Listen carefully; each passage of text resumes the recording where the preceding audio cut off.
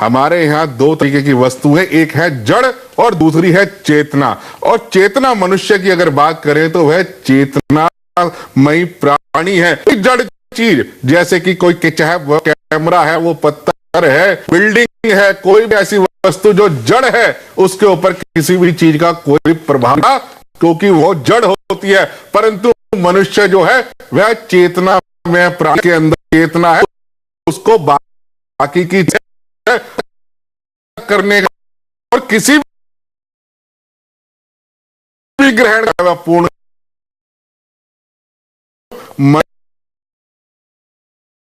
जितना परोक्ष रूप से उसका कहता है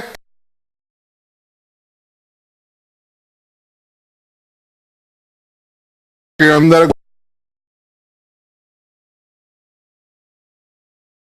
आ जाता। सूर्य ग्रहण को हमें समझे तो ज्योतिष शास्त्र के अंदर हमारी आत्मा का प्रतीक बताया गया और चंद्रमा को हमारे मन का प्रतीक बताया गया। जब हमारी आत्मा और हमारा मन जब एक कक्षा के अपनी कक्षा के अंदर घूमते हुए जब एक दूसरे को काटता है तो वह जो समय होता है वह घर्षण का समय होता है, वह विकर्षण का समय होता है। और जब हमारा मन हमारी चेतना के विपरीत जाने लगे, जब हमारी आत्मा हमारी चेतना के विपरीत जाने लगे, तो यह पूरी मनुष्य जाति के लिए कहें बड़ा ही संवेदनशील विषय होता है। भले ही किसी भी साइंस के लिए, चाहे वो एस्ट्रोनॉमी हो या कोई भी वह साइंस हो, उसके लिए यह एक कौतुक का विषय हो सकता है, परंतु कोई भी जो चेतनामय प्राणी है उसके लिए है जो समय है बड़ा ही संवेदनशील समय होता है। उसका कहीं ना कहीं किसी भी ग्रहण का प्रभाव जो है उसके मनुष्य के मन के ऊपर, उसके तन के ऊपर, उसके जीवन के ऊपर प्रत्यक्ष और परोक्ष रूप से पड़ता है। जैसे कि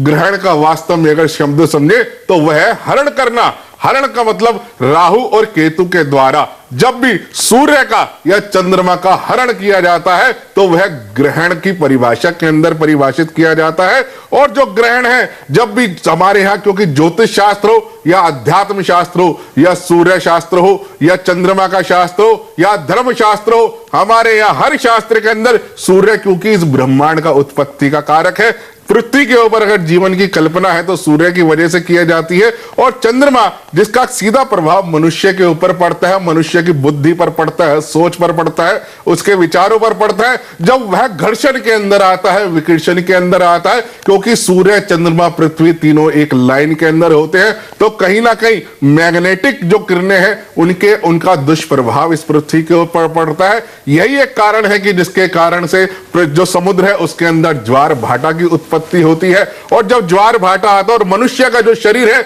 उसके अंदर भी जो हमारा खून है, ब्लड है, उसके अंदर भी लवण है। और कोई भी ऐसी चीज जिसके अंदर लवण हो, चाहे वह समुद्र का जल हो या मानव के शरीर के अंदर का रक्त हो, सीधा सीधा इस ग्रहण का उस व्यक्ति के ऊपर प्रभाव पड़ता है, उसके जीवन के ऊपर प्रभाव पड़ता है। और ज्योतिष शास्त्र को बंधु अगर साधारण भाषा में समझे तो क्या है, खगोल की कोई भी घटना जिसका अगर ग्रहों की किसी भी चाल का जो असर मनुष्य के जीवन पर पड़ता है तो उसे ज्योतिष शास्त्र कहते हैं। और इस पृथ्वी के ऊपर अगर उसका कोई भी असर पड़ता है तो उसे हमारी जो ज्योतिष शास्त्र की अलग अलग शाखाएं हैं, जिसे मंडेरू शास्त्र कहा गया, उसको वह कहा जाता है। तो हमारे यहाँ जो ज्योतिष शास्त्र की अलग अलग विधा है, मौसम विज्ञान की जो प्रेडिक्शन है वो कहीं ना कहीं इस देश के अंदर आने वाले समय के अंदर कौन सी महामारी फैल सकती है, कौन सा अन्न महंगा हो सकता है, कौन सी प्राकृतिक आपदाएं आ सकती है, मेदिनी शास्त्र के द्वारा इसकी जो है परिभाषित किया जाता है।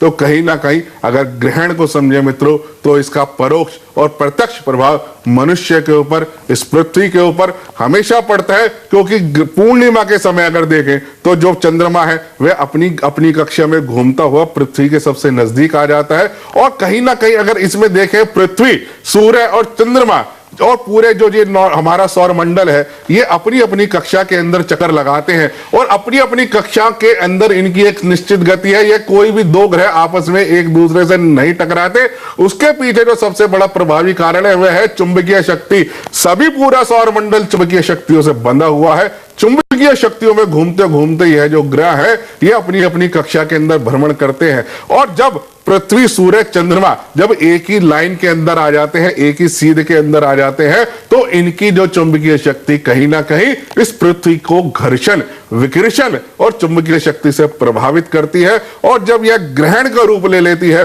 तो बंधु, इसका जो सीधे का सीधा जो प्रभाव है कहीं ना कहीं मनुष्य और इस पूरी पृथ्वी पर पड़ता है। और अगर खगोल शास्त्र में होने वाली किसी भी घटना को अगर ज्योतिष से हम हटाकर देखते हैं तो वह मात्र कौतुक बन जाती है। और जब खगोल की घटनाओं को हम परिभाषित करते हैं, उनका जब हम निष्कर्ष निकालते हैं, उसे जो है सिद्धांतों की कसौटी पर